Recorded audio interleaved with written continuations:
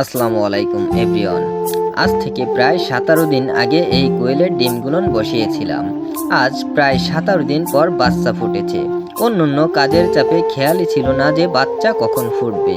হঠাৎ দেখি বাচ্চা ফুটে বের হয়েছে। এই ঝড় বৃষ্টির সময়ে খামারিদের এমনিতে অনেক বেশি কাজের চাপ থাকে, তার ভিতর আবার এগুলো ফুটেছে, যার জন্য কাজের চাপ দ্বিগুণ হয়ে গিয়েছে। অনেকে মনে করে যে কোয়েলের বাচ্চা ব্রুডিং করা মনে হয় অনেক কঠিন। আসলে বিষয়টা এমন না। যদি আপনারা একবার বুঝেন তাহলে এটা আপনার জন্য অনেক সহজ একটা কাজ।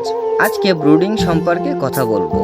বাচ্চা ফোটার পর প্রথমে যে কাজটা করতে হবে সেটা হলো একটা ব্রুডিং শেড তৈরি করতে হবে।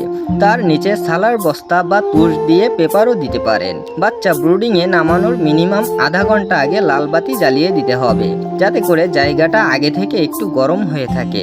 পরে বাচ্চা এনে ব্রুডিংয়ে নামিয়ে দিবেন। এরপর লাইসোবিট নামে এই ওষুধটি দিবেন। এটার কাজ হলো বাচ্চা ফোটার পর একটু দুর্বল থাকে, আর এই দুর্বলতা কাটানোর জন্যই এই লাইসোবিটের পানি দিতে হয়। পানি দেওয়ার মিনিমাম আধা ঘন্টা পরে খাবার দিতে হবে।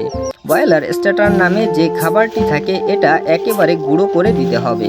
এভাবে পর্যায়ক্রমে 4 থেকে 5 দিন কিছু কিছু ওষুধ খাওয়ানো লাগে, যেটা পুরোটা দেখাতে পারছি না। পর্যায়ক্রমে সবকিছু দেখাতে চেয়েছিলাম, বাট এই ঝড় বৃষ্টির ভিতরে আসলে ভিডিও করে ওইভাবে দেওয়ার সুযোগ পাচ্ছি না। তবে কারো যদি কোনো তথ্যর দরকার হয় তবে মেসেজ বা কল দিতে পারেন। ইনশাল্লাহ সকল প্রকার সুযোগ সুবিধা দেওয়ার চেষ্টা করব।